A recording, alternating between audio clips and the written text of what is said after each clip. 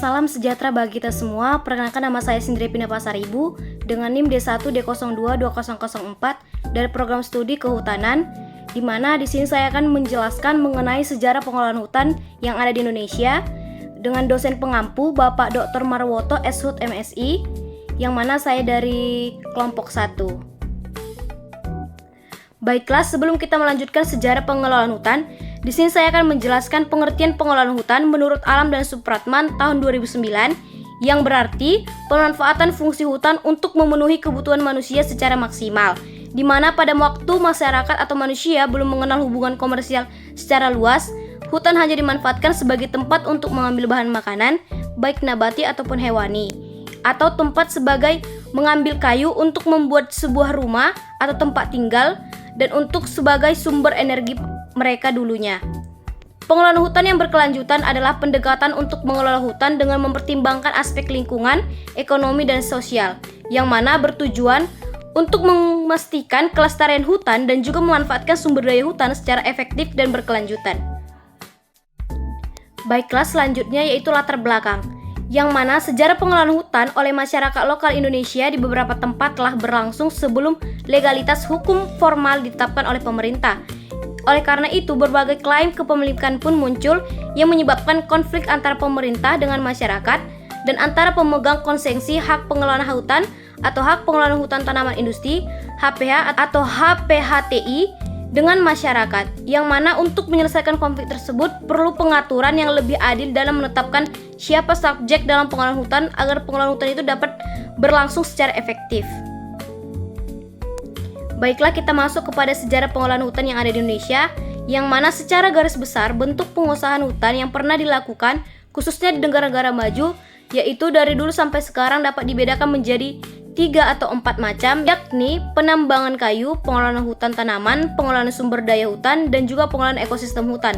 Yang pertama, penambangan kayu di lembah Efrat dan Tigris. Penambangan kayu di daerah ini sudah dimulai dilakukan sekitar tahun 2000 sebelum Masehi, yaitu pada masa kerajaan Babilonia. Karena sudah berlanjut lama, maka sangat sedikit informasi yang tersedia untuk melukiskan lebih mendalam tentang penambangan kayu yang ada di Babilonia ini, beserta dengan kerusakan hutan yang ditimbulkannya. Salah satu ciri kejayaan suatu negara adalah tingginya intensitas perdagangan yang dilakukan masyarakat negara tersebut, termasuk perdagangan kayu. Baiklah, yang kedua yaitu penambangan kayu di Eropa Tengah dan Barat, di mana pada daerah ini dimulai pada abad ketiga, yaitu pada waktu Kekaisaran Romawi yang mulai mengembangkan wilayah jajahannya di seluruh Eropa Tengah dan Barat. Nah, negara yang paling banyak mengalami kegiatan ini yaitu negara Jerman yang menerima dampak negatifnya, di mana jalan raya yang menghubungkan Roma dan Frankfurt dulunya digunakan untuk kepentingan mengontrol daerah jajahan oleh Romawi. Di sepanjang jalan ini relatif banyak jumlah kota atau pusat pemukimannya yang merupakan pusat kegiatan penebangan kayu dan juga pos-pos untuk mengontrol daerah jajahan. Setelah Ordonnance de Moulins pada 482 kerajaan Inggris mengeluarkan Forest Acts yang kemudian disempurnakan lagi pada tahun 1543, di mana periode berikutnya pendidikan kehutanan lebih berkembang di Jerman, yang mana Akademi Kehutanan di Tantrat lebih dikenal sebagai sekolah tinggi kehutanan, yang juga akan tampil menjadi negara yang berhasil memperbaiki kerusakan hutan akibat penambangan kayu yang ada di Eropa. Yang ketiga, penambangan kayu yang ada di Indonesia. Penambangan kayu yang ada di Indonesia merupakan yang dilakukan oleh Eropa untuk pemerintah kolonial. Hal ini terulang oleh negara-negara Asia, Afrika, Amerika Latin sampai pada Perang Dunia Kedua, yang mana bangsa Eropa banyak keluar dari tanah airnya mencari tanah jajah seperti Inggris, Spanyol, Italia, bahkan juga bangsa-bangsa kecil seperti Belanda, Belgia, dan Portugal. Kebijakan yang dilakukan Danilis pada masa pemerintahannya di Hindia Belanda dengan melakukan reforestasi dan menetapkan peraturan hukum yang membatasi eksploitasi sumber daya hutan jati yang ada di Jawa, di mana dipandang sebagai awal dari kegiatan pengelolaan hutan yang menggunakan teknik ilmu kehutanan dan institusi modern yang ada di Indonesia, terutama pada Danilis yang membentuk Gen van het Bensjuits atau Jawatan Hutan yang akan diberikan kewenangannya untuk mengelola hutan yang ada di Jawa. Nah, sebelum pada penjajahan, masa awal peradaban pengelolaan hutan dan lahan berdasarkan hukum adat, tahun 919, Raja Tulodong Mataram Hindu mengeluarkan titah tentang hutan kerajaan, yang mana penebangan kayu jati dilakukan untuk dijual ke pasar internasional dan dijadikan bahan utama pembuat kapal untuk perdagangan ke macam negara. Pada tahun 1078, penguasaan hutan dan lahan dipengaruhi masuknya ajaran Islam penjajahan. Pada masa penjajahan, yaitu VOC 1620 mengeluarkan larangan penebangan kayu tanpa izin dan pemungutan cukai atas kayu dan hasil hutan. Pada tahun 1678, VOC mengizinkan pedagang Cina, yaitu Lim Sai Sai, menebang kayu di sekitar Betawi dan membawanya ke kota dengan pajak 10%. 1780, hutan daerah Rambang sudah ditebang habis, yaitu VOC bergerak ke Blora. Dan kemudian 1787, VOC memberi izin kepada awak hutan yang bekerja sebagai penebang kayu untuk VOC. 1833, VOC mengeluarkan plakat bahwa hutan kayu di Jawa adalah milik domain atau VOC dan hak istimewa raja serta penguasa regalta.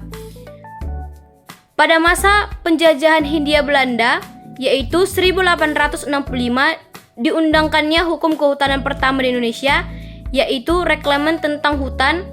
Pada tahun 1897 dikeluarkannya Peraturan Pengelolaan Hutan di Pulau Jawa dan juga Madura. 1914 dikeluarkannya Reglemen untuk pemangkuan hutan negara yang ada di Jawa dan juga Madura. 1927 dikeluarkannya Ordonansi Hutan 1932 Bosco Dornante untuk Jawa. Dan juga Saudara 1927 diubah menjadi Peraturan BOS untuk Jawa dan juga Madura sebagai pengelolaan hutan dan lahan oleh pemerintah Belanda. Pada masa penjajahan Jepang, yaitu Jepang mengeluarkan Osamu Shinei, yaitu pada tahun 1942 nomor 1 yang menyatakan hukum kehutanan Indonesia sesuai dengan Ordonansi Hutan 1927 dan juga Peraturan Kehutanan 1927 dan Boscha-Frostdenning, yaitu 1932. Masuk pada masa kemerdekaan, yaitu masa pemerintahan Orde Lama, yaitu 1945 sampai 1965, yang berarti pada 1945 peralihan kekuasaan pos kehutanan dari Jepang ke Republik Indonesia. 1961 dikeluarkannya PP nomor 7 sampai 30 tahun 1961 tentang perhutani. Pada masa kemerdekaan, masa pemerintahan Orde Baru, tahun 1967 dikeluarkannya UU nomor 5 tahun 1967 tentang UUPK, yaitu penanaman modal asing dan dalam negeri mempengaruhi pembukaan hutan. Pada tahun 1970, eksploitasi hutan besar-besaran akibat PP nomor 18 tahun 1975 tentang HPH dan HPHH. Pada tahun 1982 sampai 1983, yaitu mengenai kebakaran hutan skala besar akibat pengelolaan hutan ke aspek ekonomi dan juga peristiwa El Nino. Pada masa kemerdekaan, yaitu masa pemerintahan reformasi, yaitu pada tahun 1998 sampai sekarang, yakni 1999 UU nomor 41 tahun 1999 tentang kehutanan atau UUK yang menggantikan UUPK. 1997 sampai 2000, laju kerusakan hutan meningkat karena terjadi ledakan pemberian izin konsesi skala kecil untuk pengelolaan hutan dan juga pembabatan hutan. 2000 sampai 2005 kerusakan hutan mulai menurun. 2007 daerah mulai punya hak otonom dan juga mengatur kehutanan di daerahnya. 2008 dikeluarkannya PP nomor 3 tahun 2008 tentang perubahan atas peraturan pemerintah nomor 6 tahun 2007 tentang tata hutan dan penyusunan rencana pengelolaan hutan. Baiklah, terima kasih. Mungkin cukup sekian dari presentasi saya. Saya ucapkan terima kasih.